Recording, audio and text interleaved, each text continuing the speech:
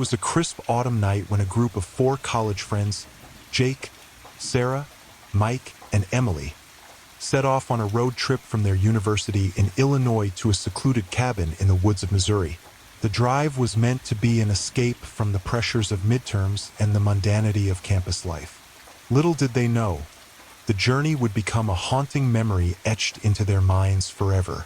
The friends were in high spirits as they drove through the night, the car filled with laughter, music, and the occasional banter. Jake, the designated driver for the first leg of the trip, kept a steady pace as they navigated the winding roads.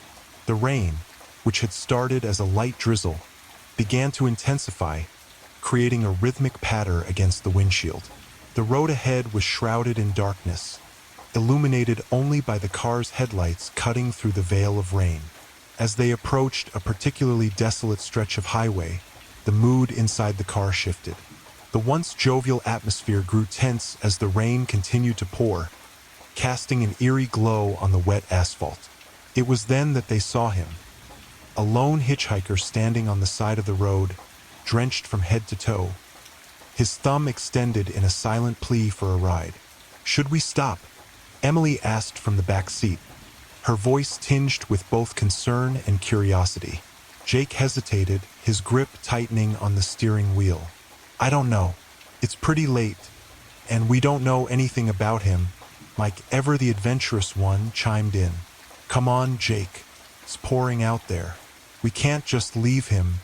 Against his better judgment, Jake pulled over, the car coming to a halt a few feet ahead of the hitchhiker. The man approached cautiously, his face obscured by the hood of his rain-soaked jacket. As he reached the car, Jake rolled down the window slightly, just enough to hear the man's voice. "Thanks for stopping," the hitchhiker said, his voice low and gravelly. "I've been out here for hours. My car broke down a few miles back." The friends exchanged uneasy glances, but their sense of empathy won out. Jake unlocked the doors, and the hitchhiker climbed into the back seat next to Emily, who shifted uncomfortably to make room. "I appreciate this," the hitchhiker said, pulling back his hood to reveal a gaunt face and piercing blue eyes. "My name's Tom." As they continued down the highway, Tom's presence seemed to cast a shadow over the car's interior. He spoke little, his eyes darting nervously to the road ahead. The friends tried to engage him in conversation, but his responses were curt and evasive. It wasn't long before an uneasy silence settled over the group. After several miles, Tom finally spoke up.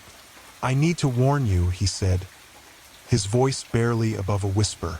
"Whatever you do, don't take the next exit." Jake glanced at him through the rearview mirror, his brow furrowed in confusion. "Why? What's wrong with the next exit?" Tom's eyes widened with a mixture of fear and urgency. "Just trust me. Don't take it." The cryptic warning sent a shiver down Jake's spine. He nodded slowly, unsure of what to make of Tom's words. The rain continued to pound against the car, the sound almost deafening in the silence that followed. As they approached the exit Tom had warned them about, Jake's curiosity got the better of him. He slowed the car, peering down the dark, deserted road that branched off from the highway. It looked no different from any other exit they had passed. A simple, unassuming road leading into the unknown. "Maybe we should check it out," Mike suggested, leaning forward in his seat. "Just to see what he's so scared of." Emily shook her head vigorously. "Are you crazy? He told us not to go there for a reason. Let's just keep driving." Jake hesitated, torn between his curiosity and the growing sense of dread in his gut. In the end, he decided to heed Tom's warning and continued driving past the exit. A palpable sense of relief washed over the car, but it was short-lived. A few miles down the road, they encountered a broken-down vehicle blocking their path. The car's hazard lights blinked weakly in the rain, and a figure stood next to it, waving frantically for help. Jake slowed the car, his heart pounding in his chest. This couldn't be a coincidence. As they pulled over, Tom's grip on the seat tightened. "Don't get out," he urged, his voice filled with panic. "It's a trap. Before they could react, the figure outside began approaching their car with deliberate, menacing strides. The rain obscured their features, but the glint of a knife in their hand was unmistakable. "Drive, Jake!" Sarah screamed, her voice breaking through the paralyzing fear that had gripped them all. Jake floored the accelerator, the car lurching forward as the figure lunged at them. The sound of the knife scraping against the car's side sent chills down their spines. As they sped away, the figure disappeared into the darkness, their malevolent presence lingering in the friends' minds. Tom let out a shaky breath, his body trembling with fear. "That's why I told you not to take the exit. They set traps along these roads, targeting unsuspecting travelers. You're lucky you listened." The gravity of Tom's warning sunk in, and the friends realized just how close they had come to a terrifying fate. The rest of the journey was a blur, their minds racing with thoughts of what could have happened if they hadn't heeded the hitchhiker's warning. When they finally arrived at the cabin, they were too shaken to speak. Tom thanked them for the ride and disappeared into the night, leaving the friends to contemplate the harrowing experience they had just survived. The next morning, they reported the incident to the local authorities, who confirmed that there had been a string of similar attacks in the area. The police praised their caution and urged them to stay vigilant on the road. The friends returned to their university, their road trip forever marred by the chilling encounter. The memory of the hitchhiker's warning and the figure with the knife would haunt them for years to come, a stark reminder of the dangers that lurk in the shadows of the open road. From that day on, they made a pact to always trust their instincts and never ignore a warning, no matter how cryptic it might seem. Their once carefree road trips would never be the same, tainted by the knowledge that sometimes the real horror lies just beyond the next exit. It was the dead of night when Marcus set out on a long solo drive across the vast Arizona desert. He had spent the weekend visiting his family in Flagstaff and was now heading back to his apartment in Phoenix. The 200-mile stretch of road was dark and desolate, with only the occasional tumbleweed rolling across the highway to break the monotony. Marcus loved night drives. There was something peaceful about the solitude, the stars shining brightly in the inky sky, and the open road stretching endlessly ahead. But that night, the stillness was unsettling. The air felt heavy, and an inexplicable sense of unease gnawed at the edges of his mind. To distract himself, he turned up the radio, letting a soft rock station fill the void. The headlights of his car pierced through the darkness, reflecting off the cracked asphalt. He hadn't seen another car in over an hour, and the isolation was beginning to wear on him.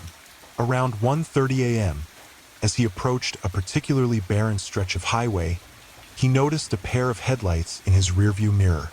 At first, he felt relieved, finally another traveler out in the desert. But as the lights grew closer, his relief turned to confusion. The car behind him was approaching at an unnaturally fast pace, almost as if it were racing toward him. Marcus kept his speed steady, gripping the steering wheel tightly as the other vehicle closed the gap. Within seconds, the car was tailgating him, its bright headlights glaring into his mirrors and nearly blinding him. "What the hell is this guy doing?" Marcus muttered to himself, his pulse quickening. He tapped the brakes lightly, hoping the driver would take the hint and back off. Instead, the car swerved to the left, pulling alongside him. Marcus turned his head to get a look at the other driver, but what he saw sent a chill down his spine. The windows of the other car were pitch black, as though they were tinted far beyond any legal limit, or maybe there was no one inside at all. The car itself looked old, its paint faded and chipped, but there was something off about it, something he couldn't quite put into words. Before Marcus could react, the car veered sharply to the right, cutting him off.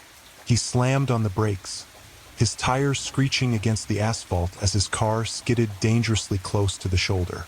The mysterious car sped ahead, its taillights glowing like twin red eyes in the darkness. Heart pounding, Marcus pulled his car back onto the road and steadied himself. "What the hell was that?" he whispered, his voice trembling.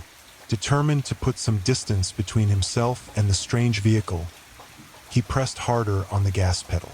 But just as he thought he was in the clear, he saw the headlights again. This time they were far ahead of him on the horizon. How did they get there so fast? He thought, his stomach twisting with dread. As he got closer, the car ahead began to slow down, its taillights flickering like a dying flame. Marcus debated whether to pull over or pass it, but before he could decide, the car abruptly swerved off the road and disappeared into the desert. Marcus blinked, certain his eyes were playing tricks on him. He slowed his car and craned his neck to look out into the darkness, but there was no sign of the vehicle. No tire tracks in the dirt. No lights. Nothing. His skin prickled as the eerie silence of the desert closed in around him. Determined to shake off the encounter, Marcus pressed on. He told himself it was just some reckless driver messing around. Maybe they had taken a hidden dirt road. That had to be it. But deep down, he knew something wasn't right. About 20 minutes later, as he approached a long, straight stretch of highway, his heart sank. The headlights were back, this time directly behind him, closing the distance at an alarming speed. "No way," Marcus whispered, gripping the wheel so tightly his knuckles turned white. The car pulled up behind him, tailgating once again. But now it felt different, malevolent. The air in the car seemed colder, and Marcus swore he could feel the weight of the other car's presence pressing down on him. Panicking, he decided to test the vehicle. He swerved left and right, but the car behind him mimicked his every move with precision, as if it were tethered to him. "What do you want?" he shouted into the empty night, his voice cracking with fear. Suddenly, the car's headlights flickered, and it surged forward, passing him in a blur. But as it did, Marcus noticed something that froze him in place. The car had no driver. The driver's seat was completely empty. No way," Marcus muttered, his voice shaking. The mysterious vehicle sped ahead, its taillights once again fading into the horizon. But this time, Marcus didn't follow. He pulled his car over to the side of the road, his chest heaving as he tried to catch his breath. He sat there for what felt like an eternity, his hands trembling as he gripped the steering wheel. The desert around him was silent, save for the occasional howl of the wind. Eventually, Marcus summoned the courage to start driving again, keeping his speed slow and his eyes fixed on the road ahead. For the rest of the journey, he didn't see the car again, but the feeling of being watched lingered with him, gnawing at the edges of his sanity. When he finally arrived at his apartment, the first rays of sunlight were breaking over the horizon. The warmth of the morning should have brought him comfort, but instead he felt hollow. The next day, Marcus did some research and discovered that the stretch of highway he had driven on was infamous for unexplained phenomena. Over the years, dozens of travelers had reported encounters with a phantom car, one that seemed to appear and vanish at will, chasing down unsuspecting drivers before disappearing into the night. Some believed it was the ghost of a driver who had died in a high-speed crash decades ago, forever doomed to haunt the highway in search of revenge. Others thought it was something far darker, a supernatural entity preying on those who dared to travel the lonely desert roads. Marcus never drove that highway at night again. But even during the day, when he passed through that stretch of desert, he couldn't shake the feeling that the phantom car was still out there, watching, waiting for its next victim. And he knew deep down that he had been lucky to escape. It was nearly midnight when Rachel decided to pull over at a rest stop along a quiet stretch of highway in New Mexico. She had been driving for hours, her eyes heavy with exhaustion, and the glow of the neon, open 24 hours, sign outside the small restroom building was too inviting to ignore. The parking lot was nearly empty, save for an old, rusted pickup truck parked at the far end. The cold night air hit her as she stepped out of her car, making her pull her jacket tighter. The rest stop was eerily quiet, with only the faint hum of the fluorescent lights above breaking the silence. Rachel glanced toward the pickup truck, but there was no sign of anyone inside.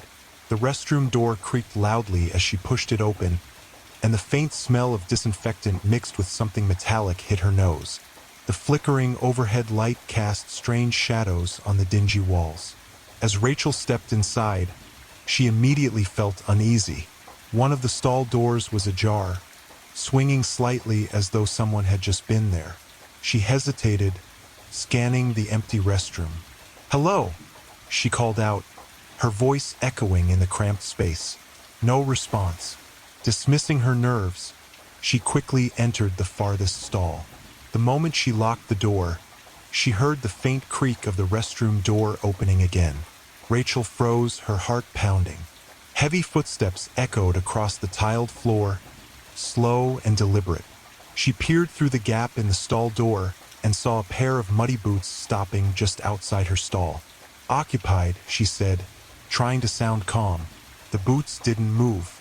Whoever it was just stood there, silent. "Hello? Can you give me a minute?" Rachel tried again, her voice shaking now. Still nothing. She held her breath, watching as the boots suddenly turned and moved toward the sinks. She heard the sound of water running, but it didn't sound normal. It was more like a sputtering, gurgling noise. Summoning her courage, she bent down to peek under the stall door. The boots were gone. A chill ran down her spine. She quickly unlocked the stall and bolted for the door. The restroom was empty, but the faucet was still sputtering water. As Rachel stepped outside, she looked toward her car and froze. Standing by the driver's side door was a man, tall and thin, wearing a dirty jacket. His face was obscured by shadows, but she could see his head tilt slightly as if he was watching her. Without thinking, she sprinted back to the restroom and locked the door. Her hands trembled as she pulled out her phone, but there was no signal. She heard footsteps again, slow and deliberate, coming closer to the restroom. A shadow passed by the frosted glass window, and then silence. When Rachel finally worked up the courage to leave, the parking lot was empty. The pickup truck was gone, and so was the man. But on her car's windshield, smeared in what looked like dirt, was a single word: run.